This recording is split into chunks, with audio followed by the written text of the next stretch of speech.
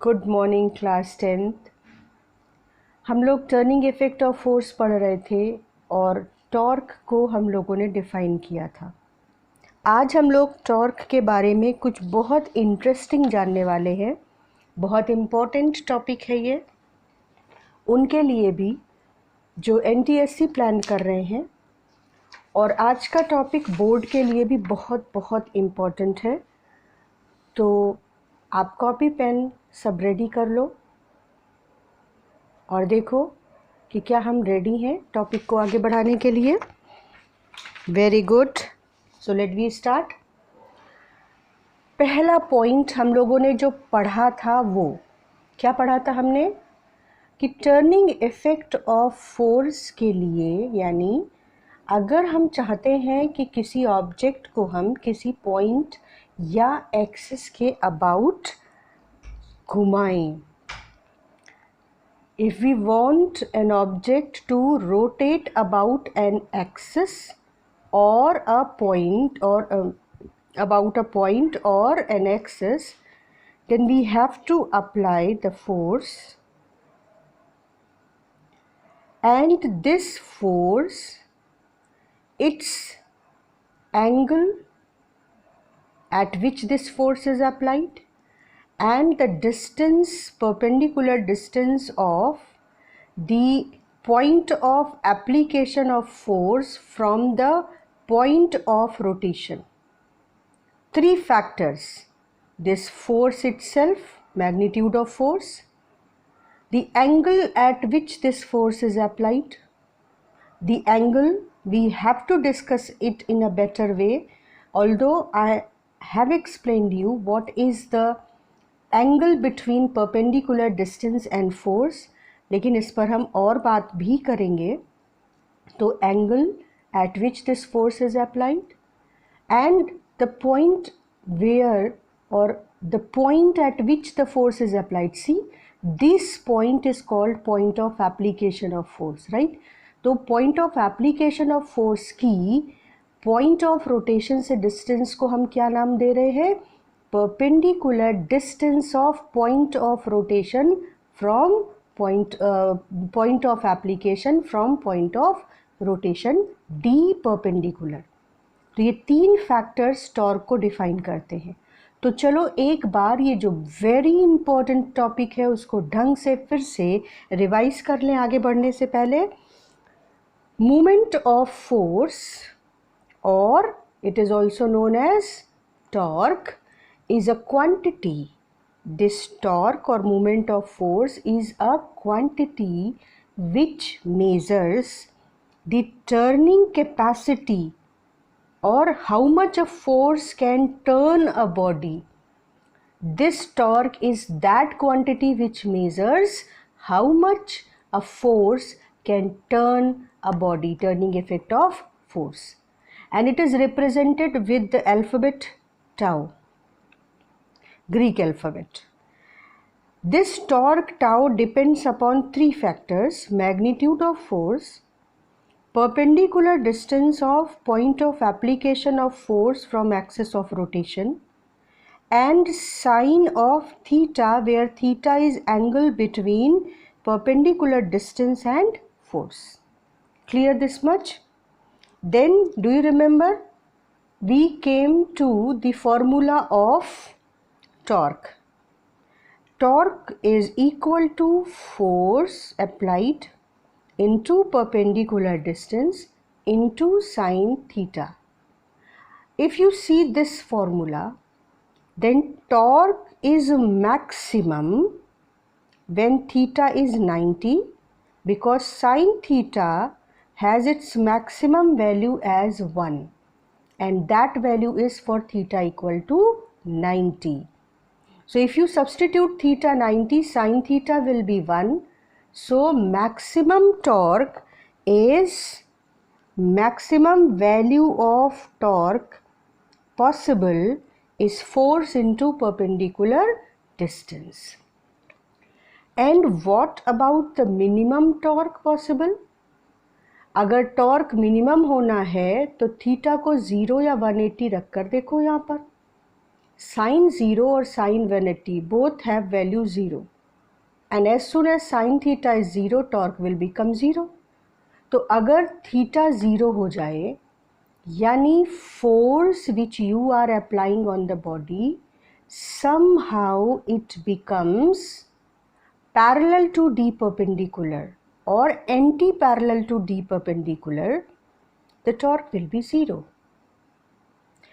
और कब torque 0 होगा? When D perpendicular is 0.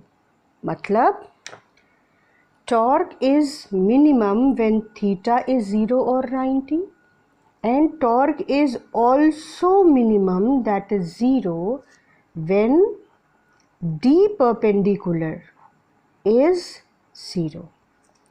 इसका मतलब भी समझ लेते हैं. ये है एक ऑब्जेक्ट, और अगर आप इसको फोर्स अप्लाई करके रोटेट कर रहे हैं इस पॉइंट के अबाउट, जिसे मैंने होल्ड कर रखा है, वो पॉइंट है पॉइंट ऑफ रोटेशन, और आप इसको रोटेट कर रहे हैं, और जो पॉइंट ऑफ एप्लीकेशन है जहाँ फोर्स अप्लाई कर रहे हैं, अगर आप वो लेफ़्ट शिफ्ट करो तो आप क्या कर रहे हो? आप डी परपेंडिकुलर को कम कर रहे हो. देखो, जितना हम लेफ़्ट फोर्स को शिफ्ट करेंगे, क्या हम point of application of the force को पॉइंट ऑफ रोटेशन के पास ला रहे हैं? यानी डी परपेंडिकुलर कम होता जा रहा है. अगर फोर्स की वैल्यू हम चेंज नहीं कर रहे हैं और ना ही एंगल चेंज कर रहे हैं, थीटा ना एफ ना थीटा, लेकिन हम इसको लेफ़्ट शिफ्ट करते जा रहे हैं, तो हम डी परपेंडिकुलर को कम करते जा रहे हैं, तो टॉर्क क्या हो रहा है? कम हो रहा है. वेरिएशन देखना ध्यान से. जैसे जैसे फोर्स पॉइंट ऑफ रोटेशन के पास आ रहा है, डी परपेंडिकुलर कम हो रहा है, और अगर आप फोर्स को पॉइंट ऑफ रोटेशन पर लगा दो तो डी परपेंडिकुलर कितना हो गया? 0. और तब आप कतई इस ऑब्जेक्ट को घुमा नहीं सकते, चाहे आप कितना भी फोर्स लगा लो. मैं यहाँ पूरी ताकत से फोर्स लगा रही हूँ, देखो, पूरी ताकत से फोर्स लगा रही हूँ, but I am not able to rotate the pencil बेटा. तो जो कॉन्सेप्ट्स हैं, जो इस फॉर्मूले ने हमको बिटवीन द लाइन पॉइंट्स दिए हैं, वो समझ आया कि टॉर्क 0 इन 3 कंडीशंस में होगा. When D perpendicular is 0, and what does it mean? That force is applied at point of rotation.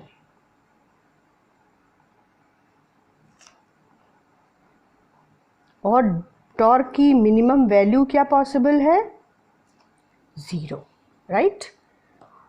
और या फोर्स डी परपेंडिकुलर के, आप कोई ऑब्जेक्ट ले लो और चाहे यही सेम पेंसिल ही लो, और जो फोर्स अप्लाइड है वो ये रहा डी परपेंडिकुलर. डी परपेंडिकुलर को भी हम एक वेक्टर से रिप्रेजेंट करते हैं.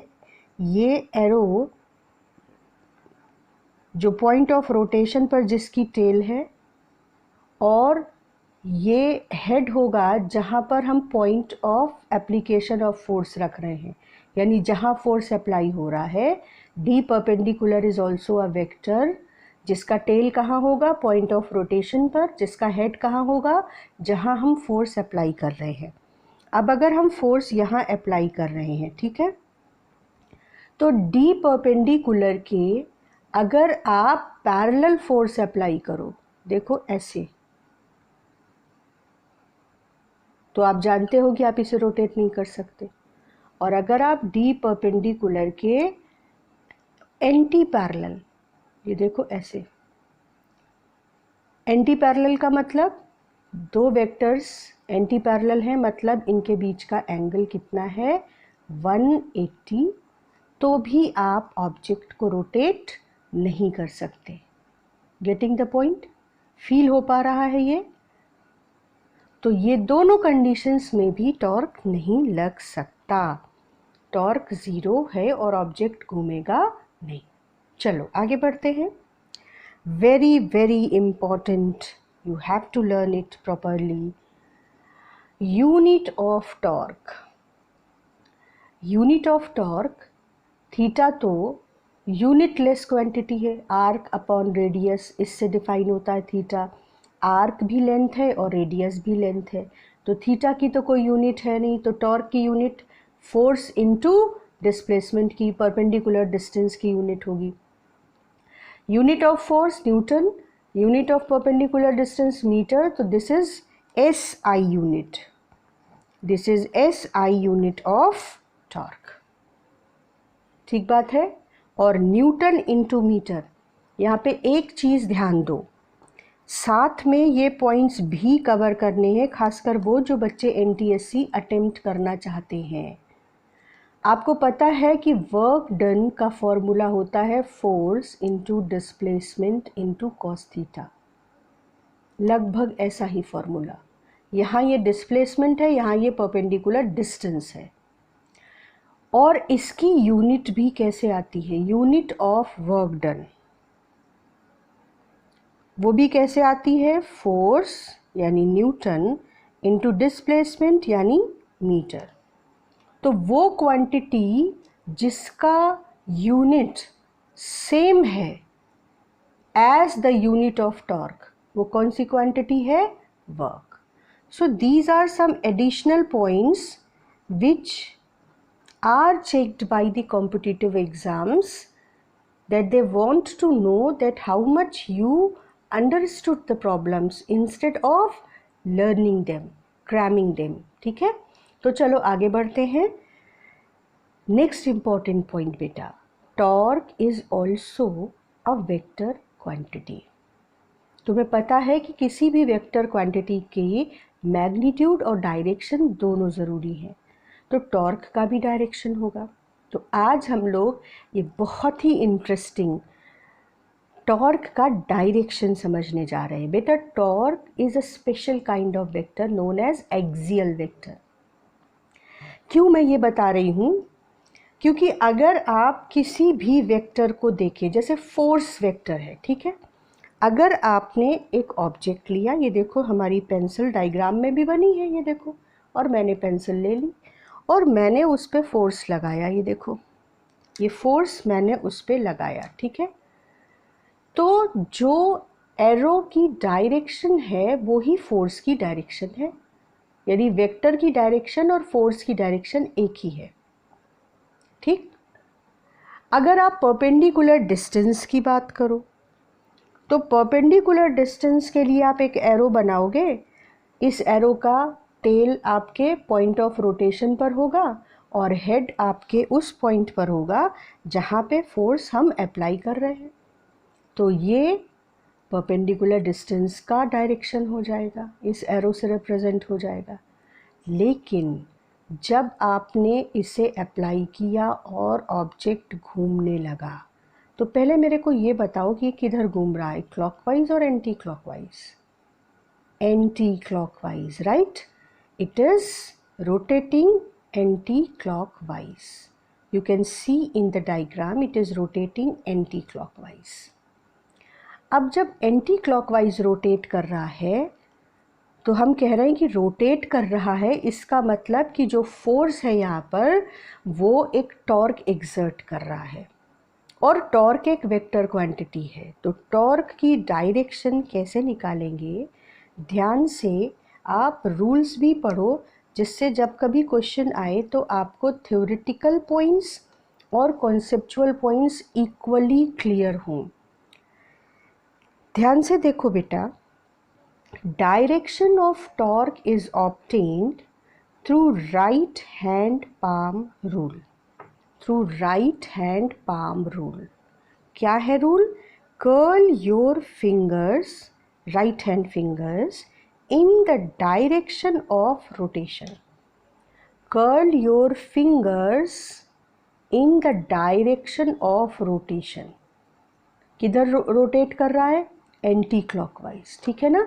तो देखो मैंने राइट हैंड को पहले देखो कैसे स्ट्रेच किया हुआ है, stretch your right hand like this, thumb is perpendicular to the palm, दिख रहा है ये, thumb is perpendicular to the palm, thumb is also in stretched condition and it is perpendicular to the palm।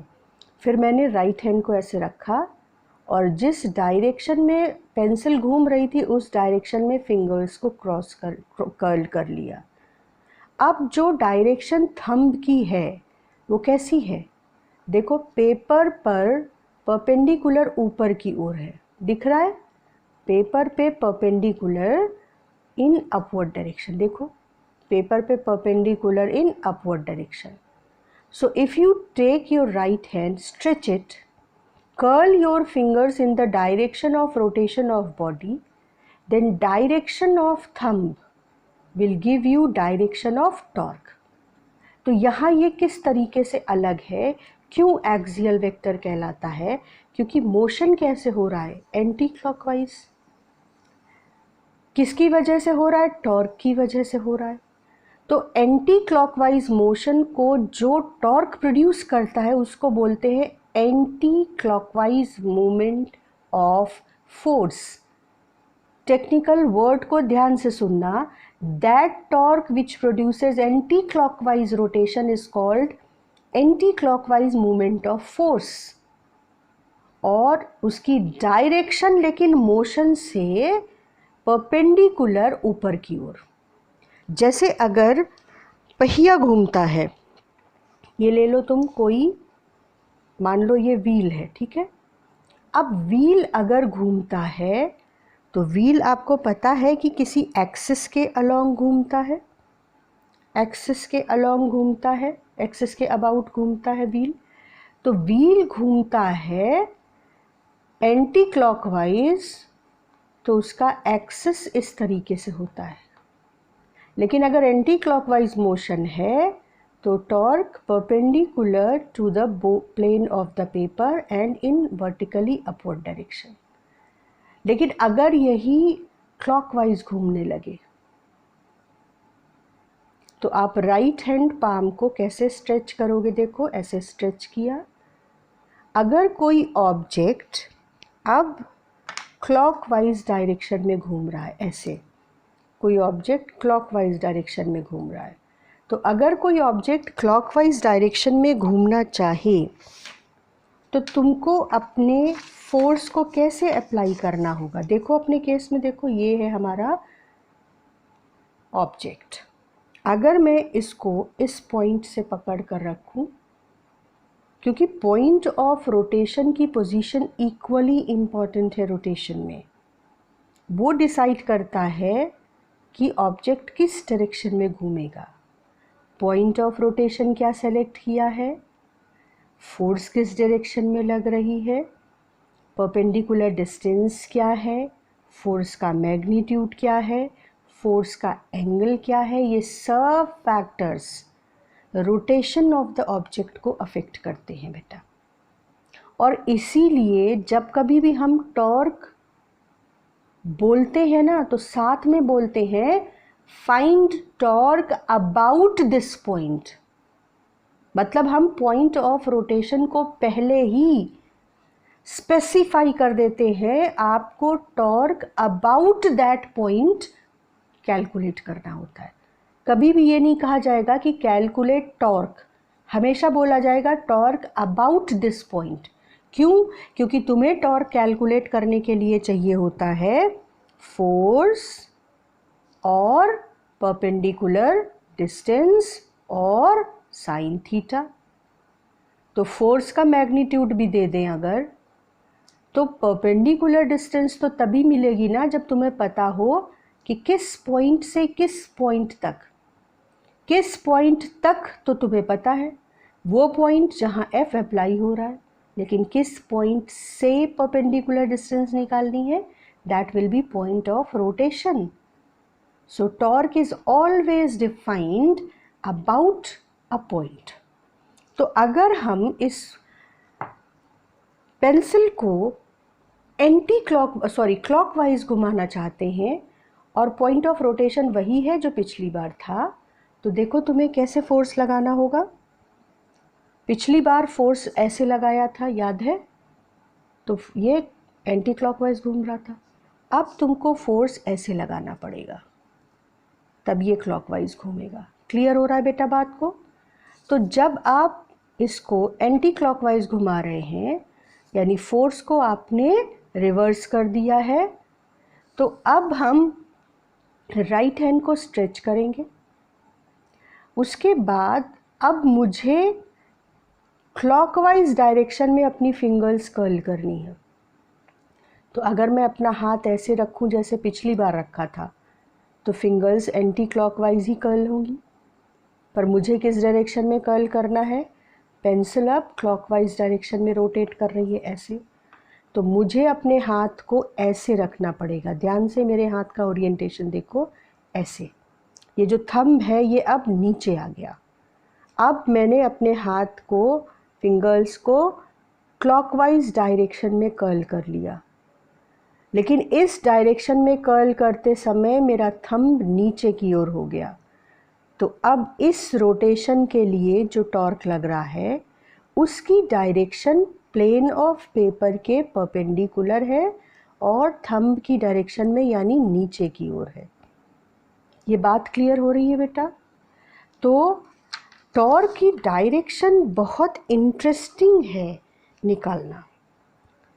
तो हम लोगों ने दो तरह के मोशंस को अभी डिस्कस किया, रोटेशन को। कौन से दो रोटेशन? क्लॉकवाइज रोटेशन और एंटी क्लॉकवाइज रोटेशन। सबको समझ आया क्लॉकवाइज रोटेशन? जब पेंसिल क्लॉकवाइज डायरेक्शन में घूमेगी ऐसे, और एंटी क्लॉकवाइज रोटेशन जब पेंसिल एंटी क्लॉकवाइज डायरेक्शन में घूमेगी। ठीक है? तो in the case when pencil is moving anti-clockwise, stretch your palm and thumb as well, and then curl the fingers in the direction of rotation, that is anti-clockwise. Then the direction of thumb will be direction of torque. Direction of thumb in this case is perpendicular to the plane of paper, perpendicular to the plane of paper in vertically upward direction. Can you see the direction of torque here? For anti-clockwise rotation. For anti-clockwise rotation, the torque is vertically upward. And for clockwise rotation, you have to curl your fingers in clockwise direction. So you have to orient your thumb downward. So now for clockwise rotation,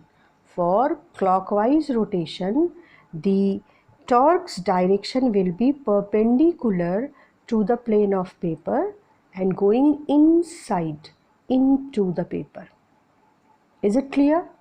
Now just check out the two directions, how we represent it on the paper. If your torque is vertically upward, perpendicular to the plane of paper, then just look at the symbol. This dot represents the vertically upward direction which is perpendicular to the plane of paper. And this cross represents the direction which is again perpendicular to the paper but inside the paper, going inside the paper. So what does it mean by the dot? Dot symbol says that vector is in upward direction, and cross symbol says that vector is in downward direction.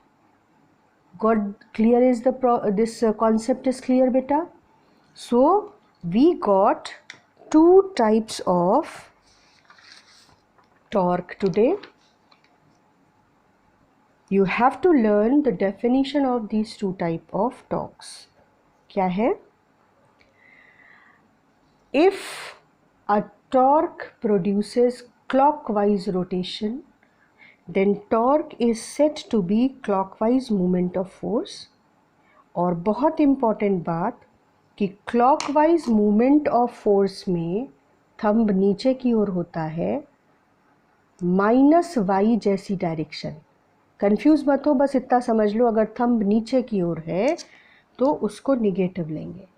तो clockwise movement of force is taken negative, and if torque produces anti-clockwise rotation, then torque is said to be anti-clockwise moment of force and it is taken to be positive. So anti-clockwise moment of force is taken positive and clockwise moment of force is taken negative. तो आज हम लोगों ने torque के कुछ बहुत interesting informations पता किए. नेक्स्ट क्लास में हम लोग application of concept of torque पढ़ेंगे कि why handle is placed at the free end of the door, why spanners handle is so long, all conceptual questions which are very important for board.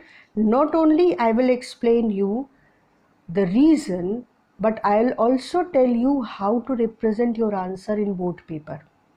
तो next class में फिर से मिलते हैं हम लोग. Till then बेटा बड़ा सपना देखो और खूब मेहनत से उसको सच कर दिखाओ. All the best children.